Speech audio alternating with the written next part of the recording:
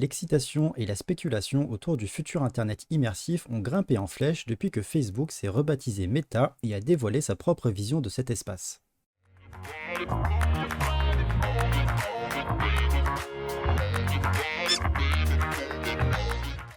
Mais les créateurs de crypto-monnaies construisent eux aussi des métavers depuis des années. L'un des projets les plus attendus du moment est The Sandbox, un jeu vidéo basé sur la blockchain Ethereum. Il permet aux utilisateurs de posséder une partie du monde sous la forme d'un jeton non fongible ou NFT et peuvent ensuite utiliser ces parcelles pour développer des jeux et des lieux personnalisés. Il est même possible de les monétiser. Il s'agit d'un système similaire à Decentraland mais avec un aspect jeu vidéo plus prononcé. Après plusieurs années de développement, The Sandbox est enfin sur le point de sortir, entraînant dans son sillage des célébrités et marques comme Snoop Dogg, Adidas, The Walking Dead et Ubisoft.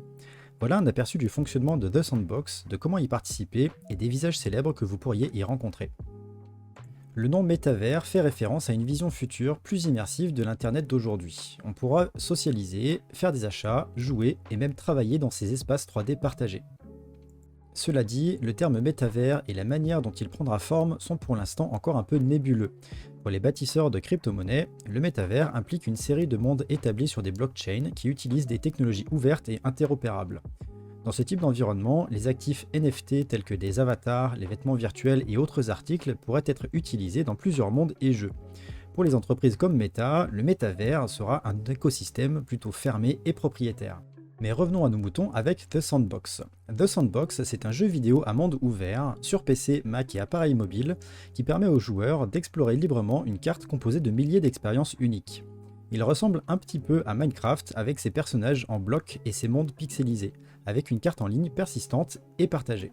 Cependant, ce n'est pas l'équipe de développement de The Sandbox qui vont créer la plupart des lieux et des jeux sur la carte. Chaque parcelle de terrain dans le jeu est un NFT qui peut être acheté et utilisé pour créer des expériences personnalisées. Certaines seront exploitées par des marques ou des communautés, tandis que d'autres seront le fait de créateurs individuels désireux de se tailler un espace personnel dans le métavers. Nous verrons probablement des événements virtuels dans le monde de The Sandbox, notamment ceux confirmés de Snoop Dogg et des artistes de Warner Music Group, ainsi que des fêtes de lancement de NFT et d'autres expériences en direct. Il pourrait devenir un centre immersif pour la communauté Web3 au sens large. Dans The Sandbox, les parcelles de terrain sont appelées Land. La carte est énorme et propose 166 464 parcelles individuelles dans le monde. Chacune d'entre elles est représentée par un NFT Ethereum et peut être librement échangée et revendue sur des places de marché comme OpenSea.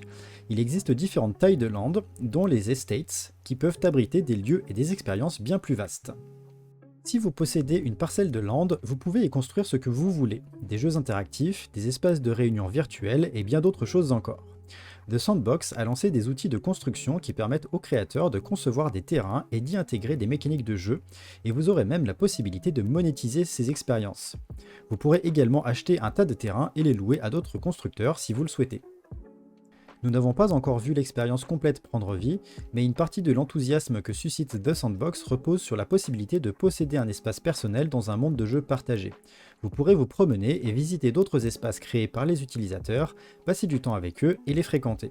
De plus, le fait que l'utilisateur soit propriétaire de son espace signifie que le monde du jeu peut constamment évoluer et changer. Pour les créateurs, c'est l'occasion de créer des jeux et de les partager à un public de joueurs.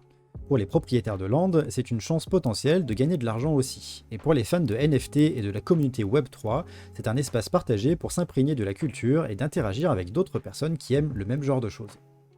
Nous avons déjà mentionné Snoop Dogg, Adidas, The Walking Dead et l'éditeur de jeux Ubisoft. Voici une poignée d'autres partenaires qui construisent dans cet espace. Nous avons entre autres les Schtroumpfs, Atari, Paris Hilton, Warner Music Group, World of Women, Deadmau5, Gucci, South China Morning Post, Square Enix, le groupe de métal Avenged Sevenfold et Care Bears, sans oublier la série télévisée Hell's Kitchen. Il s'agit d'un mélange étrange, mais l'immensité du monde et l'aspect généré par les utilisateurs signifient qu'il y a forcément une grande variété dans cet univers. Des collectionneurs de crypto-monnaies comme Whale Shark et Pranksy ont également pris des parts importantes de la carte, tandis que des marques de crypto-monnaies comme Gemini, Binance, Ledger et Socios sont également présentes.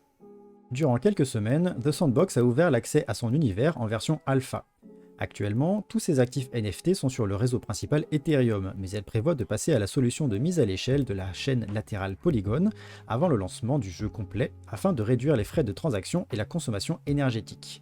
Entre cette transition et la volonté de donner aux propriétaires de land plus de temps pour construire, le lancement du jeu complet pourrait prendre encore un petit peu de temps. Même si ce n'est disponible que dans plusieurs mois, ce sera sans doute l'une des expériences uniques au monde qui remplissent tous les critères du métavers. Les annonces de Meta ont fait grimper en flèche les ventes de Land ainsi que du jeton Sand de The Sandbox, mais il pourrait s'écouler de nombreuses années avant que la vision métaverse de Meta ne prenne vie. The Sandbox a peut-être une bonne longueur d'avance.